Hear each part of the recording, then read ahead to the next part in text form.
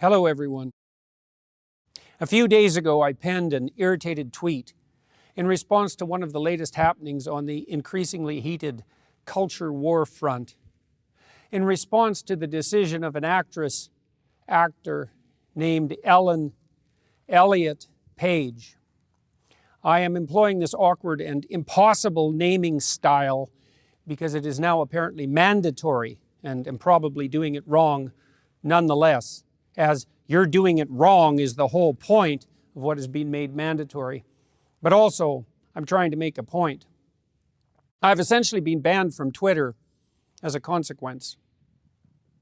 I say banned, although technically I have been suspended. But the suspension will not be lifted unless I delete the hateful tweet in question, and I would rather die than do that. And hopefully it will not come to that, although who the hell knows in these increasingly strange days. What was it that I said that caused such a fuss? And that fuss is just beginning. And even more importantly and complexly, what exactly was it that I said that resulted in the ban? Here is the tweet in question. Remember when pride was a sin? And Ellen Page just had her breasts removed by a criminal physician. And then a link to a story that detailed out the happenings. The response from Twitter, quote, violating our rules against hateful conduct. You may not promote violence against, threaten, or harass other people on the basis of race, ethnicity, national origin, sexual orientation, gender, gender identity, religious affiliation, age, disability, or serious disease. By clicking delete, you acknowledge that your tweet violated the Twitter rules. Delete. If you think we've made a mistake, submit an appeal to us. Please note that should you do so, your account will remain locked while we review your appeal. Let's take this apart. First, it is clearly the case that I did not promote violence against or threaten anyone with my missive. So that leaves the arguably lesser sin of harass. Let's assume, since I wasn't informed, that that was the crime. And further, harassment on the basis of so-called gender identity, since Twitter did not do me the favor of actually specifying my crime, and there are many possibilities on that front. We unfortunately have to guess at why this has occurred, and that's actually a big problem in and of itself, and also indicative of the utter carelessness of the Twitter organization with regard to the propriety of its own censorial actions. I should at least know exactly what I did wrong if I am required to acknowledge that my tweet violated the Twitter rules. What rules, you sons of bitches? Exactly. Precisely. Because such things matter when the accusations start flying. So what did I say that might constitute harassment? Well, many things, hypothetically. Let's begin with, remember when pride was a sin? Although that is merely a factual statement, because under the old rules, applicable even a decade ago, pride was a sin and had been recognized as perhaps the cardinal sin for thousands of years previously. It still might be regarded as unacceptable to the woke authoritarian moralists who now insist, for example, that we celebrate Pride Month, not hour or day or week, but month, and who have literally called it Pride Month instead of LGBT plus month or whatever else alphabet acronym which is currently insisted upon as the only acceptable enlightened terminology.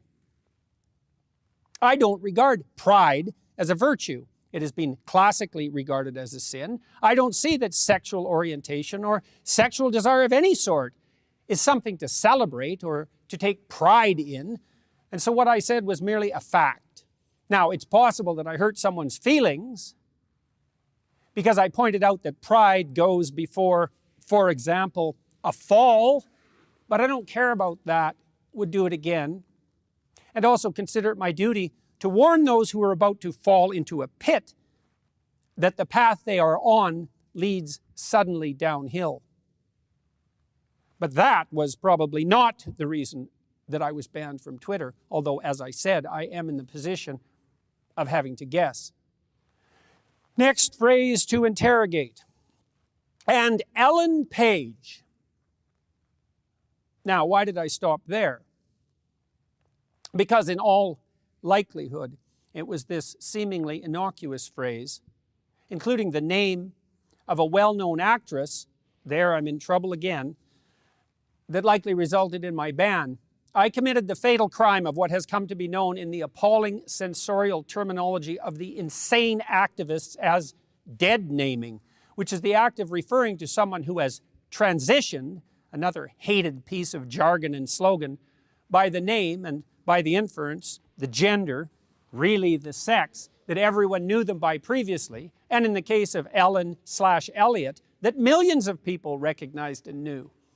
So I should have either called him, her, they, Elliot, instead of Ellen, although as we will discover, that would have made it impossible for me to say what I wanted to and need to say in the remaining phrases. Not that such a problem would bother those who are objecting to my speech in the first place. The next phrase is, just had her breasts removed.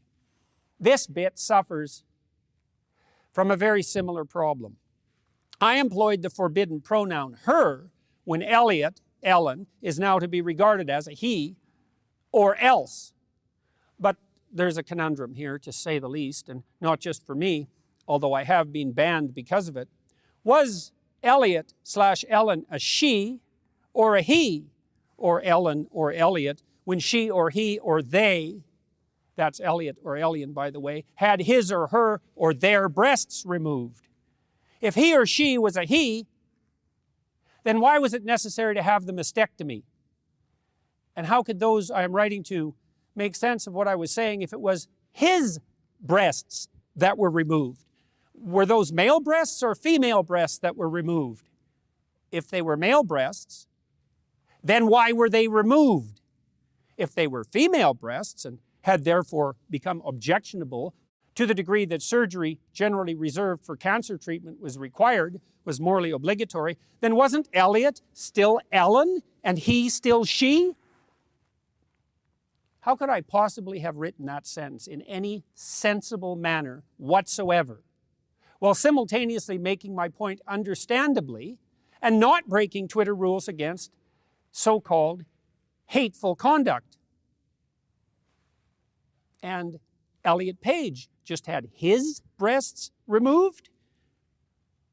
Was he Elliot then? When exactly? Exactly. He was definitely Ellen at some point in the past, or so indicate all his, her, them, their film credits. Will all those have to be reshot since they employed the hated dead name? That doesn't exist, by the way, that dead name category, except in the sensorial and addled minds of a tiny fraction of insanely narcissistic and increasingly dangerous trans activists. When precisely was it incumbent on me to switch my terminology in regard to Elliot/Ellen so that I was not engaging in hateful conduct? And how can I describe the fact that someone who was once a woman, and really still is, had her breasts cut off because she, he, they, their, them had fallen prey to a viciously harmful fad without using the appropriate sex-linked pronoun and the real name of the real person to whom this was really done with his, her, their voluntary but unfortunate acquiescence? And so it was impossible to communicate what had happened to my audience without apparently running afoul of the impossible and absurd rules that now hypothetically govern morality itself in the days of the degenerated postmodern and Marxist ethos that we must still, no matter how impossible it is, abide by or else. And you might object, Ellen/Elliot is an adult, 30-something, and fully capable of making up his, her, their own mind about such things, and she, he, they are welcome from the liberal and the libertarian position to go to hell in a handbasket as she, he, they see fit. and fair enough to some degree.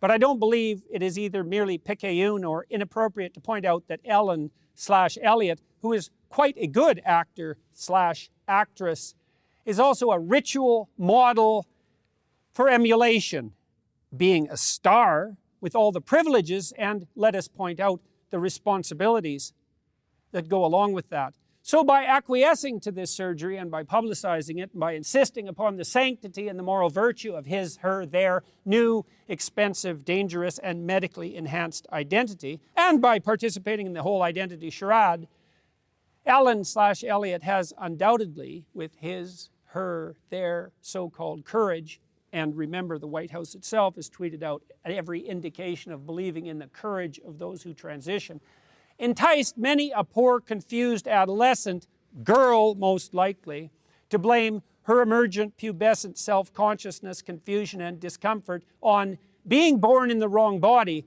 and believing that the courageous, self-affirming, and morally admirable route is hormonal treatment, sterilization, subjugation to a lifetime of expensive medical complication. How delightfully profitable is that? And misery.